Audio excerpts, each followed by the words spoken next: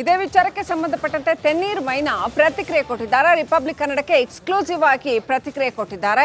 High court ಈ ವಿಚಾರದಲ್ಲಿ stay ಕೊಟ್ಟಿದೆ ಅನ್ನುವಂಥದ್ದನ್ನ ಹೇಳಿದ್ದಾರೆ. ಅಷ್ಟೇ ಅಲ್ಲ, ಈ ಬಿಜೆಪಿ ಕಾರ್ಯಕರ್ತ ವಿನಯ್ ಆತ್ಮಹತ್ಯೆ ಪ್ರಕರಣಕ್ಕೆ ಸಂಬಂಧಪಟ್ಟಂತೆ ನಾನು ಕೇವಲ ದೂರು ಮಾತ್ರ ನೀಡಿದ್ದೀನಿ, ನನಗೆ ಪರಿಚಯ ಇಲ್ಲ, ವಿನಯ್ ಸೋಮಯ್ಯ ಯಾರು ಅಂತಾನೂ ಪರಿಚಯ ಇಲ್ಲ, ವಿನಯ್ ಆತ್ಮಹತ್ಯೆಗೂ ನನಗೂ ಸಂಬಂಧ ಇಲ್ಲ ಅಂತ ತೆನ್ನೀರ್ ಮೈನಾ ಫಸ್ಟ್ ರಿಯಾಕ್ಷನ್ ಕೊಟ್ಟಿದ್ದಾರೆ.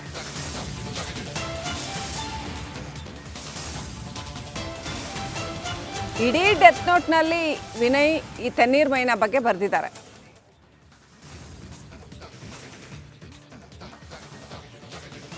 ಬಿಜೆಪಿ ಕಾರ್ಯಕರ್ತ ವಿನಯ್ KS ಅವರು ಬೆಂಗಳೂರಲ್ಲಿ ಆತ್ಮಹತ್ಯೆ ಮಾಡ್ಕೊಂಡಿದ್ದಾರೆ. ಈ ಆತ್ಮಹತ್ಯೆಗೆ ಯಾರು ಕಾರಣ ಅಂತ ಹೇಳುವಂಥದ್ದು ಅವರು ಒಂದು ಸಾಮಾಜಿಕ ಜಾಲತಾಣಗಳಲ್ಲಿ ಪೋಸ್ಟ್ ಮಾಡಿರುವಂಥದ್ದು. ಅದರಲ್ಲಿ ತೆನ್ನೀರ ಮೈನಾ ಅವರ ಹೆಸರನ್ನು ಕೂಡ ಪ್ರಸ್ತಾಪ ಮಾಡಿದ್ದಾರೆ. ತೆನ್ನೀರ ಮೈನಾ ಅವರು ಫೆಬ್ರವರಿ ತಿಂಗಳಲ್ಲಿ ವಿನಯ್ ಅವರ ವಿರುದ್ಧ ಒಂದು ದೂರನ್ನು ಕೂಡ ದಾಖಲು ಮಾಡಿದರು. ಈ ಬಗ್ಗೆ ಮಾತಾಡಲಿಕ್ಕೆ ತೆನ್ನೀರ ಮೈನಾ ಅವರ ಒಟ್ಟಿಗಿದ್ದಾರೆ. ಸರ್, ಏನಿದು ಪ್ರಕರಣ ಸರ್, ವಿವರವಾಗಿ ಹೇಳಿ ಸರ್, ಏನು ಅಂತ ಹೇಳಿ.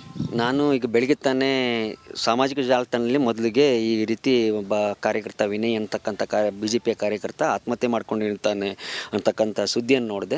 ಜೊತೆಗೆ ಅದೊಂದು ಕೆಲವೊಂದು ಹೆಸರುಗಳನ್ನ ಉಲ್ಲೇಖ ಮಾಡಿ ಅದರಲ್ಲಿ ತೆನ್ನೀರ ಮೈನಾ ಅವರು ನೀಡಿದ ದೂರಿನಿಂದ ನನಗೆ ಮಾನಸಿಕವಾಗಿ ಹಿಂಸೆ ಆಗಿದೆ ಅಂತ ಹೇಳ್ಕೊಂಡು ಬರೆದಿದ್ದನ್ನು ಕೂಡ ಗಮನಿಸಿದ್ದೇನೆ.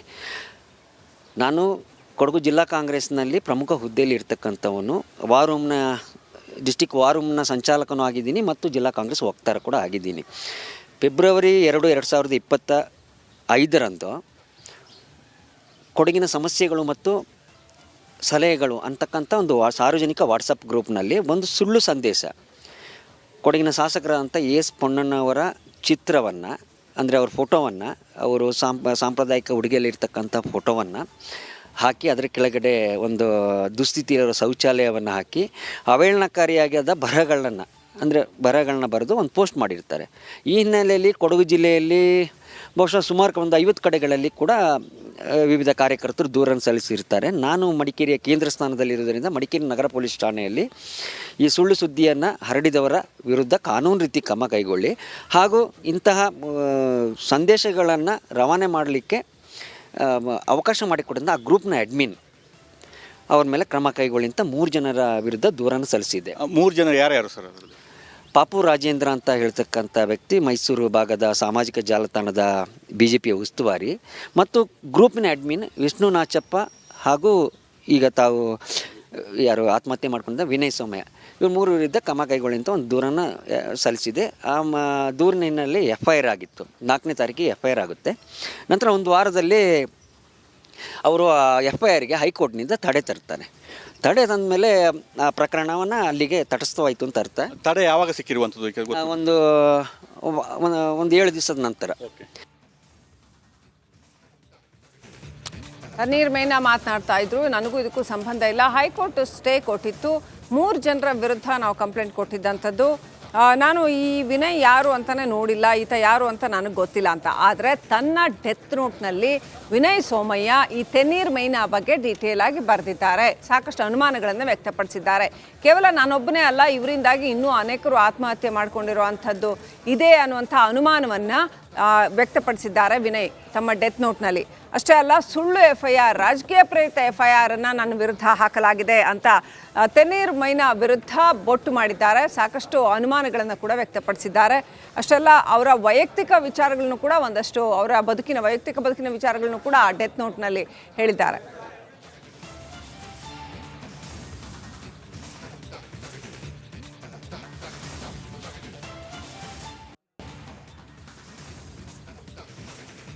ಇಡೀ ಕೇಸ್ನಲ್ಲಿ 2 ಶಾಸಕರ ಹೆಸರು ಕೇಳಿಬಂದಿದೆ. ಶಾಸಕ ಪೊನ್ನಣ್ಣ ಹಾಗೂ ಮಡಿಕೇರಿ ಶಾಸಕ ಮಂಥರ್ ಗೌಡ, ಇವರಿಬ್ಬರ ಹೆಸರು ಕೇಳಿಬಂದಿದೆ. ಡೆತ್ ನೋಟ್ನಲ್ಲಿ 2 ಹೆಸರು ಉಲ್ಲೇಖ ಮಾಡಲಾಗಿದೆ. ಆದರೆ ವಿನಯ್ ಯಾರು ಅಂತ ನನಗೆ ಗೊತ್ತೇ ಇಲ್ಲ ಅಂತ ಶಾಸಕ ಮಂಥರ್ ಗೌಡ ಸ್ಪಷ್ಟನೆ ಕೊಟ್ಟಿದ್ದಾರೆ. ಇಡೀ ಪ್ರಕರಣಕ್ಕೆ ಸಂಬಂಧಪಟ್ಟಂತೆ ನಿಮ್ಮ ಹೆಸರು ಆ ಡೆತ್ ನೋಟ್ನಲ್ಲಿ ಇದೆಯಲ್ಲ ಸರ್ ಅಂತ ಕೇಳಿದ್ದಕ್ಕೆ ವಿನಯ್ ಯಾರು ಅಂತ ನನಗೆ ಗೊತ್ತೇ ಇಲ್ಲ, ಆ ವ್ಯಕ್ತಿಗೂ ನನಗೂ ಸಂಬಂಧ ಇಲ್ಲ ಅಂತ ಶಾಸಕ ಮಂಥರ್ ಗೌಡ ಸ್ಪಷ್ಟನೆ ಕೊಟ್ಟಿದ್ದಾರೆ.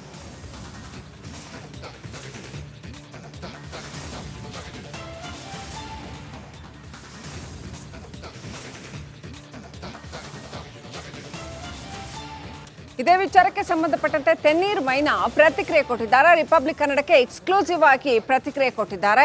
ಹೈಕೋರ್ಟ್ ಈ ವಿಚಾರದಲ್ಲಿ ಸ್ಟೇ ಕೊಟ್ಟಿದೆ ಅನ್ನುವಂಥದ್ದನ್ನು ಹೇಳಿದ್ದಾರೆ. ಅಷ್ಟೇ ಅಲ್ಲ, ಈ ಬಿಜೆಪಿ ಕಾರ್ಯಕರ್ತ ವಿನಯ್ ಆತ್ಮಹತ್ಯೆ ಪ್ರಕರಣಕ್ಕೆ ಸಂಬಂಧಪಟ್ಟಂತೆ ನಾನು ಕೇವಲ ದೂರು ಮಾತ್ರ ನೀಡಿದ್ದೀನಿ, ನನಗೆ ಪರಿಚಯ ಇಲ್ಲ, ವಿನಯ್ ಸೋಮಯ್ಯ ಯಾರು ಅಂತಾನೂ ಪರಿಚಯ ಇಲ್ಲ, ವಿನಯ್ ಆತ್ಮಹತ್ಯೆಗೂ ನನಗೂ ಸಂಬಂಧ ಇಲ್ಲ ಅಂತ ತೆನ್ನೀರ್ ಮೈನಾ ಫಸ್ಟ್ ರಿಯಾಕ್ಷನ್ ಕೊಟ್ಟಿದ್ದಾರೆ.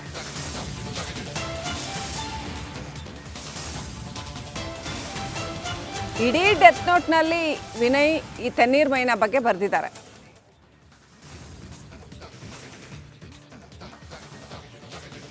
ಬಿಜೆಪಿ ಕಾರ್ಯಕರ್ತ ವಿನಯ್ KS ಅವರು ಬೆಂಗಳೂರಲ್ಲಿ ಆತ್ಮಹತ್ಯೆ ಮಾಡ್ಕೊಂಡಿದ್ದಾರೆ. ಈ ಆತ್ಮಹತ್ಯೆಗೆ ಯಾರು ಕಾರಣ ಅಂತ ಹೇಳುವಂಥದ್ದು ಅವರು ಒಂದು ಸಾಮಾಜಿಕ ಜಾಲತಾಣಗಳಲ್ಲಿ ಪೋಸ್ಟ್ ಮಾಡಿರುವಂಥದ್ದು. ಅದರಲ್ಲಿ ತೆನ್ನೀರ ಮೈನಾ ಅವರ ಹೆಸರನ್ನು ಕೂಡ ಪ್ರಸ್ತಾಪ ಮಾಡಿದ್ದಾರೆ. ತೆನ್ನೀರ ಮೈನಾ ಅವರು ಫೆಬ್ರವರಿ ತಿಂಗಳಲ್ಲಿ ವಿನಯ್ ಅವರ ವಿರುದ್ಧ ಒಂದು ದೂರನ್ನು ಕೂಡ ದಾಖಲು ಮಾಡಿದರು. ಈ ಬಗ್ಗೆ ಮಾತಾಡಲಿಕ್ಕೆ ತೆನ್ನೀರ ಮೈನಾ ಅವರ ಒಟ್ಟಿಗಿದ್ದಾರೆ.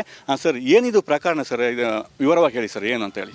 ನಾನು ಈಗ ಬೆಳಗ್ಗೆ ತಾನೇ ಸಾಮಾಜಿಕ ಜಾಲತಾಣದಲ್ಲಿ ಮೊದಲಿಗೆ ಈ ರೀತಿ ಒಬ್ಬ ಕಾರ್ಯಕರ್ತ ವಿನಯ್ ಅಂತಕ್ಕಂಥ BJP ಕಾರ್ಯಕರ್ತ ಆತ್ಮಹತ್ಯೆ ಮಾಡ್ಕೊಂಡಿರ್ತಾನೆ ಅಂತಕ್ಕಂಥ ಸುದ್ದಿಯನ್ನು ನೋಡಿದೆ.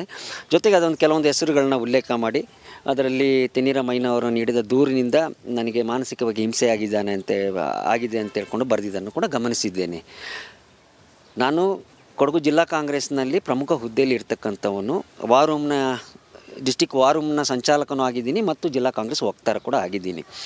ಫೆಬ್ರವರಿ 2, 2025 ಕೊಡಗಿನ ಸಮಸ್ಯೆಗಳು ಮತ್ತು ಸಲಹೆಗಳು ಅಂತಕ್ಕಂಥ ಒಂದು ಸಾರ್ವಜನಿಕ ವಾಟ್ಸಪ್ ಗ್ರೂಪ್ನಲ್ಲಿ ಒಂದು ಸುಳ್ಳು ಸಂದೇಶ, ಕೊಡಗಿನ ಶಾಸಕರಾದಂಥ AS ಪೊನ್ನಣ್ಣವರ ಚಿತ್ರವನ್ನು, ಅಂದರೆ ಅವ್ರ ಫೋಟೋವನ್ನು, ಅವರು ಸಾಂಪ್ರದಾಯಿಕ ಉಡುಗೆಯಲ್ಲಿರ್ತಕ್ಕಂಥ ಫೋಟೋವನ್ನು ಹಾಕಿ ಅದರ ಕೆಳಗಡೆ ಒಂದು ದುಸ್ಥಿತಿಯಿರೋ ಶೌಚಾಲಯವನ್ನು ಹಾಕಿ ಅವಹೇಳನಕಾರಿಯಾದ ಬರಹಗಳನ್ನ ಬರೆದು ಒಂದು ಪೋಸ್ಟ್ ಮಾಡಿರ್ತಾರೆ.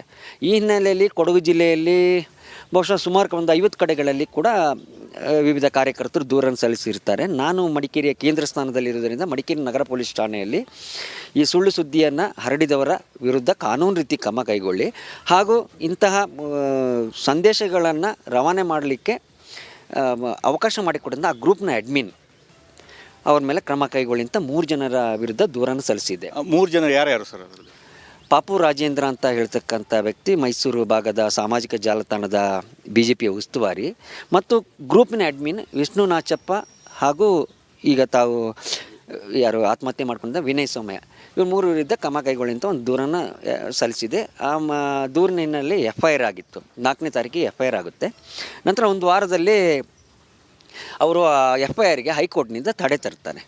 ತಡೆ ತಂದ ಮೇಲೆ ಆ ಪ್ರಕರಣವನ್ನು ಅಲ್ಲಿಗೆ ತಟಸ್ಥವಾಯಿತು ಅಂತ ಅರ್ಥ. ತಡೆ ಯಾವಾಗ ಸಿಕ್ಕಿರುವಂಥದ್ದು? ಒಂದು 7 ದಿವಸದ ನಂತರ. ತೆನ್ನೀರ್ ಮೈನಾ ಮಾತನಾಡ್ತಾ ಇದ್ರು, ನನಗೂ ಇದಕ್ಕೂ ಸಂಬಂಧ ಇಲ್ಲ, ಹೈಕೋರ್ಟ್ ಸ್ಟೇ ಕೊಟ್ಟಿತ್ತು, 3 ಜನರ ವಿರುದ್ಧ ನಾವು ಕಂಪ್ಲೇಂಟ್ ಕೊಟ್ಟಿದ್ದಂಥದ್ದು, ನಾನು ಈ ವಿನಯ್ ಯಾರು ಅಂತಲೇ ನೋಡಿಲ್ಲ, ಈತ ಯಾರು ಅಂತ ನನಗೆ ಗೊತ್ತಿಲ್ಲ ಅಂತ. ಆದರೆ ತನ್ನ ಡೆತ್ ನೋಟ್ನಲ್ಲಿ ವಿನಯ್ ಸೋಮಯ್ಯ ಈ ತೆನ್ನೀರ್ ಮೈನಾ ಬಗ್ಗೆ ಡೀಟೇಲ್ ಆಗಿ ಬರೆದಿದ್ದಾರೆ. ಸಾಕಷ್ಟು ಅನುಮಾನಗಳನ್ನು ವ್ಯಕ್ತಪಡಿಸಿದ್ದಾರೆ. ಕೇವಲ ನಾನೊಬ್ಬನೇ ಅಲ್ಲ, ಇವರಿಂದಾಗಿ ಇನ್ನೂ ಅನೇಕರು ಆತ್ಮಹತ್ಯೆ ಮಾಡ್ಕೊಂಡಿರುವಂಥದ್ದು ಇದೆ ಅನ್ನುವಂಥ ಅನುಮಾನವನ್ನು ವ್ಯಕ್ತಪಡಿಸಿದ್ದಾರೆ ವಿನಯ್ ತಮ್ಮ ಡೆತ್ ನೋಟ್ನಲ್ಲಿ. ಅಷ್ಟೇ ಅಲ್ಲ, ಸುಳ್ಳು FIR, ರಾಜಕೀಯ ಪ್ರೇರಿತ FIR ಅನ್ನು ನನ್ನ ವಿರುದ್ಧ ಹಾಕಲಾಗಿದೆ ಅಂತ ತೆನ್ನೀರ್ ಮೈನಾ ವಿರುದ್ಧ ಬೊಟ್ಟು ಮಾಡಿದ್ದಾರೆ. ಸಾಕಷ್ಟು ಅನುಮಾನಗಳನ್ನು ಕೂಡ ವ್ಯಕ್ತಪಡಿಸಿದ್ದಾರೆ. ಅಷ್ಟೆಲ್ಲ ಅವರ ವೈಯಕ್ತಿಕ ವಿಚಾರಗಳನ್ನು ಕೂಡ ಒಂದಷ್ಟು ಅವರ ವೈಯಕ್ತಿಕ ಬದುಕಿನ ವಿಚಾರಗಳನ್ನು ಕೂಡ ಡೆತ್ ನೋಟ್ನಲ್ಲಿ ಹೇಳಿದ್ದಾರೆ.